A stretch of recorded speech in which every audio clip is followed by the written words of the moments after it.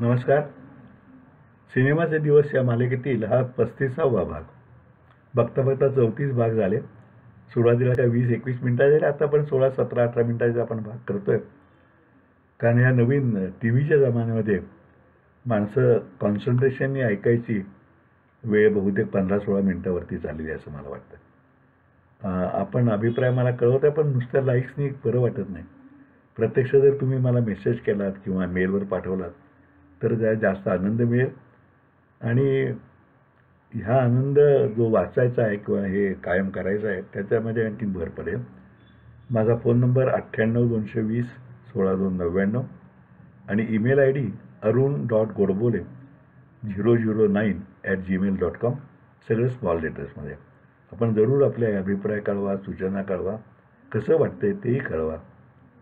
शेवटी असं आहे ना की सिनेमा बनवण्याप्रमाणेच ही सुद्धा एक दृश्य कला आहे की आपण जे करतोय ते लोकांना कसं वाटतंय, तो रिस्पॉन्स महत्त्वाचा असतो. असो, चला. तर तो निगेटिव्ह कटिंगचा मुहूर्त सोडून दिल्यामुळे हा कल्पना आम्ही सोडून दिली. त्यामुळे मुहूर्ताविना निगेटिव्ह कटिंग संपलं, पूर्णही झालं आणि फर्स्ट प्रिंटचे काम पूर्ण होऊन ट्रायलची वेळसुद्धा आली. या वेळेपावे तो बॉम्बे लॅबच्या व्यवस्थापनातील उच्च स्तरावर काही गडबड चालू असल्याचे कानावर येऊ लागले होते. आमचे काम वेळेवर उत्तमरीतीने पूर्ण होत होते. होसी वाडियांशी संबंधही छान होते. पण अशा गोष्टी तुम्हाला वातावरणातून, माणसांच्या देहबोलीतून जाणवायला लागतातच. होसी वाडिया किंवा देसाई काही बोलत नव्हते, पण ऑफिसमधील इतर स्टाफ कधीतरी सूचक बोलायचा. तेव्हा नवीनच सुरू झालेल्या ॲडलॅब या लॅबची तीव्र स्पर्धा त्यांनाही जाणवू लागली असेल. या सगळ्यामुळे तेथील नेहमीची वर्दळ कमी झालेली लक्षात येत होती. फर्स्ट प्रिंट निघाल्यावर त्याच्या ट्रायलसाठी विचारले तर बॉम्बे लॅबचं मिनी थिएटर बंद झालेलं होतं. त्यामुळे प्रथमच दुसरे एखादे प्रिव्ह्यू थिएटर त्यासाठी पाहावे लागणार होते. चर्चगेट स्टेशनसमोर एरॉस हे लोकप्रिय थिएटर आहे. त्याच्याच बाल्कनीच्या वर सेकंड फ्लोअरवर त्यांचे मिनी थिएटर होते. ते नितीन दातारने ट्रायलसाठी बुक केले. सातारकर मित्रांच्या अशा ट्रायलमधील नाविन्य आता ओसरलं. 3 वेळा झाले त्यांचं बघून. आता ओसरल्याने ते काय येणार नव्हते. फक्त वितरणात मदत करणाऱ्या कन्हैया नावंदरला मी आवर्जून बरोबर घेतलं होतं. नितीनने काही वितरकही बोलावले होते. बहुतेक कलाकार व्यस्त असल्याने ते येत नव्हते. शिवराज गोरले मात्र नक्की येणार होता. शिवाय मुंबईतल्या मोजक्या पत्रकारांना मी बोलावले होते. टॅक्स रिफंडच्या अनुदानाच्या परीक्षक समितीला घेऊन याची व्यवस्था शरद वर्धकने केली होती. हे मिनी थिएटर्स अप्रतिम होते. ट्रायल सुरू झाल्यापासूनच त्या मोजक्या प्रेक्षकांची हशाने दाद सुरू झाली आणि ती सतत अगदी समाप्तीच्या पाठीपर्यंत वाढतीच राहिली. एकही मिनिट कोठेही कंटाळवाणे वा संत जात नव्हते. प्रत्येक सीनबरोबर हशाचे प्रमाण वाढत राहत होते. मी वाढवलेला सफरचंद सीन तसे लक्षात सर्व सीन्स अगदी बेमालूम मिसळले गेले होते. कोठेही ते नंतर वाढवले असावेत अशी शंकासुद्धा येत नव्हती. आणि विशेष म्हणजे त्या सीनमध्ये मी दिलेले सर्व संवादी हुबेहूब शिवराज गोरलेंच्या धाटणीतून उतरले होते. ते सीन सुरू झाले की मी शेजारी बसलेल्या शिवराजकडे तिरक्या नजरेने बघत होतो की त्याची प्रतिक्रिया काय येते. आम्ही त्या क्षणापर्यंत शिवराजला याबद्दल काही बोललो सुद्धा नव्हतो. मी व वैद्यसाहेब वगळता युनिटमधल्या कोणालाही, अगदी प्रशांत किंवा विजयाला सुद्धा याची कल्पना नव्हती. त्यामुळे त्यांच्यापैकी कोणीही शिवराजला सांगण्याचा प्रश्नच नव्हता. त्यामुळे त्याला या ॲडिशनचा धक्का बसेल का, राग येईल का, माझ्या ताजमहाला या विटा लावणारे तुम्ही कोण असे तो रागावून विचारेल का, अशी धास्ती मनात वाटत होती. कशासाठी प्रेमासाठीच्या वेळचा रांजणकरांच्या रागाचा अनुभवही मनात राखत होता. पण शिवराजसुद्धा आनंदाने ते सीन्स एन्जॉय करतोय म्हटल्यावर ती धास्ती कमी कमी होत गेली. ट्रायल संपल्यावर सगळ्यांनीच पूर्ण समाधान व्यक्त केले. धुमाकूळपेक्षाही बंडलबाज निश्चित जास्त व्यवसाय करेल असे सांगितले. त्यानंतर नितीनने तेथून जवळच असलेल्या CCI म्हणजे क्रिकेट क्लब ऑफ इंडियामध्ये पार्टी ठेवली होती.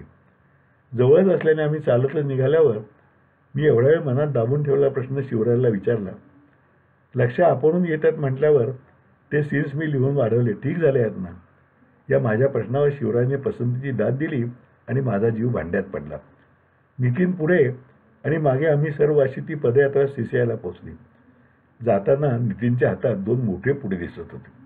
त्याला विचारल्यावर त्याने CCIमध्ये स्नॅक्स फार महाग असतात म्हणून फरसाण वेफर्स वगैरे घेतले आहेत असे उत्तर दिले.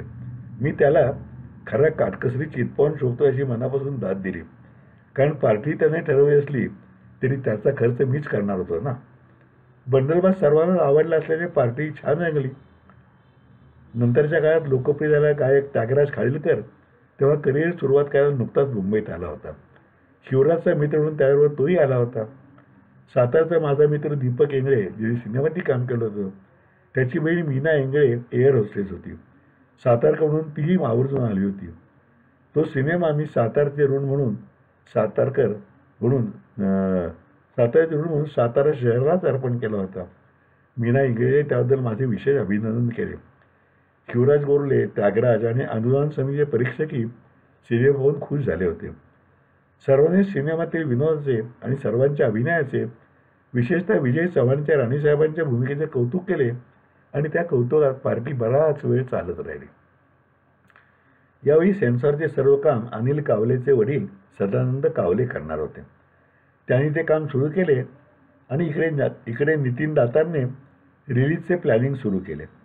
सातारला जय विजय निश्चित होते. आठवड्यामध्ये तुला पाहिजे ती तारीख देतो म्हणून सांगितले होते.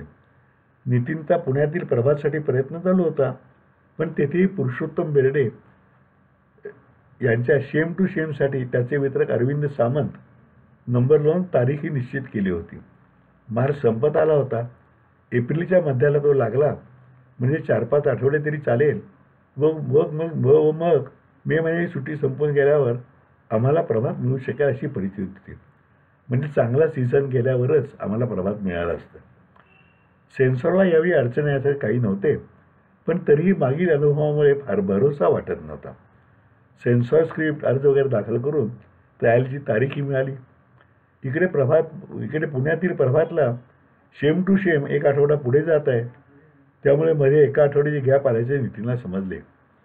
प्रभात चालवणारे पै यांच्याशी तो बोलल्यावर त्यांनी 1च आठवडा पाहिजे असेल तर देतो, पण तो आठवडा पूर्ण झाला की थिएटर सोडावेच लागेल. छान कलेक्शन आहे म्हणून आणखी वाढवून द्या असे म्हणाला तरी जमणार नाही असे स्पष्ट सांगितले. नितीनचा मला फोनवर मी म्हटले, आपल्या पिक्चरमध्ये दम आहे. तो प्रभातला नक्की जोराचा आहे, पण 1 आठवड्याने तिथून शिफ्ट केलं की प्रेक्षकांचे वळण संपेल, आपली लिंक तुटेल. त्यापेक्षा सलग चालेल असे दुसरे थिएटर बघूया. पण प्रभातसारखे वळण दुसऱ्या कोणत्याही थिएटरचे नाही. 1 आठवडा तर 1 आठवडा, त्याचा फायदा होईल तर घेऊ, मग पुढे काय करायचे ठरवू असे नितीनचे म्हणणे होते. मी शेवटी तो निर्णय त्याच्यावर सोडून दिला आणि म्हटलं, बघ तुला योग्य वाटेल असे ठरव. त्याने पै यांच्याशी बोलून ती मान्य करून पुण्यातील तारीख निश्चित केली. प्रभातला रेग्युलर खेळासाठी व लक्ष्मीनारायण थिएटरला मॅटिनीसाठी असा एकाच वेळी पुण्यातील 2 ठिकाणी रिलीज करायचं ठरलं. हे ज्या दिवशी ठरले त्या दिवशी सेन्सॉरची ट्रायल होती. त्याने अगदी किरकोळ असे 2 कट सुचवले होते. वैद्यसाहेबांचा तसा फोन आल्यावर ते मान्य करायचे आम्ही ठरवले. वैद्यसाहेबांना मी नितीनने पुण्यातील ठरवलेली रिलीजची तारीखही सांगितली. ती ऐकल्यावर वैद्यसाहेब थोडे दचकले, कारण ती तारीख 7 दिवसात आली होती. म्हणजे त्यापूर्वी सेन्सॉर सर्टिफिकेट घेणे, ते एक्सपो करून प्रिंटला जोडणे व मग त्यासह पुढच्या 2 प्रिंट्स काढणे हे एवढ्या कमी वेळात उरकायचे म्हणजे अवघड काम होते. त्यामध्ये शनिवार रविवारची सेन्सॉरची सुट्टी होती. म्हणजे सोमवारी संध्याकाळपर्यंत सेन्सॉर सर्टिफिकेट हातात पडणे गरजेचे होते. वैद्यसाहेब म्हणाले की तुम्ही सोमवारी मुंबईत या, कारण सेन्सॉरची आयत्या काही अडचण आली आणि तुमच्या सह्या वगैरे कुठे लागत असल्या तर घोटाळा व्हायला नको. कारण तसं काही जाऊन सर्टिफिकेट मिळायला वेळ लागला तर रिलीजचाच गोंधळ उडेल. त्याप्रमाणे मी मुंबईला पोहोचलो. बॉम्बेलामध्ये वैद्यसाहेब, विसू, अनिल सकाळी 8लाच येऊन त्यांनी ते कट निगेटिव्हमधून आणि प्रिंटमधून काढले होते. ते कट काढल्यानंतर प्रिंटची व्हिडिओ कॅसेट करण्याचे काम करून घेण्यासाठी सदानंद कावलेंना पाठवून आम्ही लॅबचे आवश्यक ते कर्ज बदलले सर्टिफिकेट घेतले. 1च्या सुमारास कावले व्हिडिओ कॅसेट घेऊन आले आणि ते कट सर्टिफिकेट घेऊन सेन्सॉर बोर्डाच्या ऑफिसमध्ये गेले. त्यांच्या नावाने अधिकारपत्र मी आधीच देऊन ठेवले होते, त्यामुळे मला समक्ष जाण्याची गरज राहिली नव्हती. आता 2 तासावरात सेन्सॉर सर्टिफिकेट घेऊन येतो असे सांगून गेलेल्या कावलेंचा 4 वाजत आले पत्ता नव्हता आणि काही फोनही आला नाही. मी, वैद्यसाहेब व विसू आणि अनिलसुद्धा त्यांची वाट बघत आणि काही घोळ तर झाला अशी चिंता करत बॉम्बे लॅबमध्ये बसून होतो. शेवटी वैद्यसाहेब म्हटलं, चला आपणच सेन्सॉर बोर्डाच्या ऑफिसमध्ये जाऊया. आणि आम्ही टॅक्सीने वाळकेश्वरला गेलो. बोर्डाच्या ऑफिसमध्ये विचारले तर ते म्हणाले की कावले आत्ताच सर्टिफिकेट घेऊन गेले. खरं तर तुम्हाला जिन्यातच भेटायला पाहिजे होते. म्हणजे सेन्सॉर सर्टिफिकेट मिळाले आहे या बातमीने आमचा जीव निम्मा भांड्यात पडला. पण ते ताब्यात घेऊन पुढच्या प्रोसेसिंगला लगेच सुरुवात करायला पाहिजे होती. कावल्यांना आता कुठे गाठायचे या विचारात असताना त्यांचे घर तिथून जवळच होते, त्यामुळे ते घरी गेले असतील असे वाटले. आम्ही तडक त्यांच्या घरी गेलो तर ते नुकतेच 5 मिनिटापूर्वी बस ते जातो असे सांगून बाहेर पडले होते. बरं कुठे जातो हे त्यांनी सांगितले होते.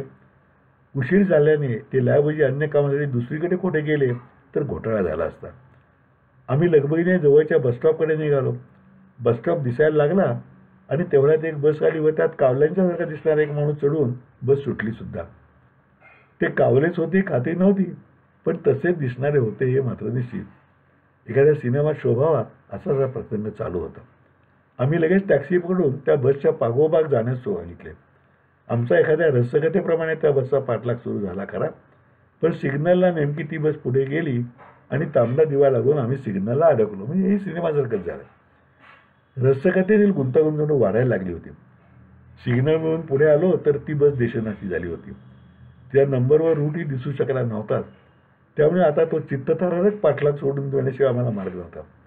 आम्ही टॅक्सी सरळ बॉम्बे लॅबकडे घेतली आणि आत गेलो तर साधारणतः कावले विजय मुद्रेने हातातील सेन्सॉर सर्टिफिकेट विशूला अनिलला दाखवत होते. आमचा पाठलाग फसून सुद्धा काम पत्ते झाले होते. ती तारीख होती 12 एप्रिल 1991. म्हणजे धुमाकूळनंतर बंडलबाज हा पुढचा सिनेमा केवळ 11 महिन्यातच पूर्ण होऊन सेन्सॉरही झाला होता. पहिल्यानंतर कशासाठी प्रेमासाठी पहिला, त्यानंतर 20 महिन्यात दुसरा नशीबवान, नशिबानंतर 16 महिन्यात तिसरा धुमाकूळ आणि धुमाकूळनंतर तिसऱ्यानंतर केवळ 11 महिन्यात माझा बंडलबाज हा चौथा सिनेमा पूर्ण झाला होता. सिनेमा हे निर्मात्याचे अपत्य मानले जाते. त्या दृष्टीने बहुप्रसव मातेचे माझेही मराठीतील सिनेजगतातील बहुधा रेकॉर्डच असावे. पुढील 2 दिवसातच लॅबमधील सर्व सोपस्कार पूर्ण होऊन तिन्ही प्रिंट्स आमच्या हातात आल्या. आता वेध होते पुण्यातील प्रभातमधल्या शुभारंभाचे. पुण्यात प्रभात टॉकीजचा लौकिक मराठी चित्रपटांचे माहेरघर असा होता. त्याला प्रेक्षकांचे उत्तम वळ असल्याने तेथे मराठी सिनेमांना उत्तम प्रतिसाद मिळत असे. ते भले एक आठवड्यासाठी का होईना मिळाल्यामुळे नितीन खुश होता. शिवाय बंडलबाज चांगला चालला तर आणखीन 1-2 आठवडे पै यांच्याकडून वाढवता घेईल अशी त्याला अदुक्षी का होईना पण अपेक्षा होती. लक्ष्मीनारायण थिएटर तेव्हा स्वारगेट भागात नवीनच झाले होते आणि तेही चांगले चालत असे. प्रभातला 3, 6 आणि 9 असे रेग्युलर शोज आणि लक्ष्मीनारायणला 12:30चा मॅटिनी शो असा बंडलबाज लागणार होता. प्रभातच्या 6च्या शोची पूर्ण बाल्कनी आम्ही निमंत्रणासाठी राखीव ठेवली होती. निमंत्रितामध्ये माझे मित्र, नातेवाईक, पुण्यातील सिनेवर्तुळातील व्यक्ती, पत्रकार होत्या. पूर्वी सातारला जिल्हाधिकारी असलेले माझे स्नेही बाळासाहेब सावंत तेव्हा पुण्याला बदलून गेले होते. तेही सहकुटुंब येणार होते. नितीनने प्रभातचे डेकोरेशन, बॅनर, कटआउट वगैरे लावून उत्तम केले होते. लक्ष्मीनारायण थिएटरवरही 2 बॅनर्स लावलेले होते. दुपारी 12:30चा लक्ष्मीनारायणचा शो आणि प्रभातचा 3चा शो झपाट्यात हाऊसफुल झाल्याने आमचा उत्साह दुणावला होता. तेव्हा माहेरची साडी या विजय कोंडकेच्या चित्रपटाचे शूटिंग भोरजवळ चालू होते. तिथूनच विजय चव्हाण व अलका कुबल 6च्या शोला आवर्जून आले होते.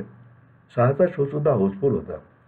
पहिल्या सीनपासूनच प्रेक्षकांच्या हर्षाचा उत्स्फूर्त प्रतिसाद सुरू झाला आणि तो पुढे वाढतच राहिला. सिनेमा संपल्यावरही प्रेक्षकांचा हर्षा आणि टाळ्या चालूच होत्या आणि बाहेर पडताना त्यांनी राणीसाहेबांना म्हणजे विजय चव्हाणला भेटण्यासाठी हस्तांदोलन करण्यासाठी गर्दी केली होती. सातारचे जिल्हाधिकारी बाळासाहेब सावंतांनी भरपूर कौतुक केले. तेही मूळ सातारकरच असल्याने सिनेमाची सातारकरांना केलेली अर्पणपत्रिकाही त्यांना विशेष भावली होती. आज बाळासाहेब सावंत हयात नाही आहेत, पण त्यांचे ते कौतुक माझ्या मनात ताजे आहे. आम्ही बाहेर पडेपर्यंत 9चा शोसुद्धा हाऊसफुल झाला होता. बाळासाहेब सरपोतदार स्थानिक प्रसिद्धी व व्यवस्था पाहत होते. त्यांनी हॉटेल परवर प्रेस पार्टीची व्यवस्था केली होती. पत्रकार मंडळींनी दर्जेदार विनोद असल्याचे सांगताच धुमाकूळपेक्षाही बंडलबाज जोरात चालेल असे भाकीती केले.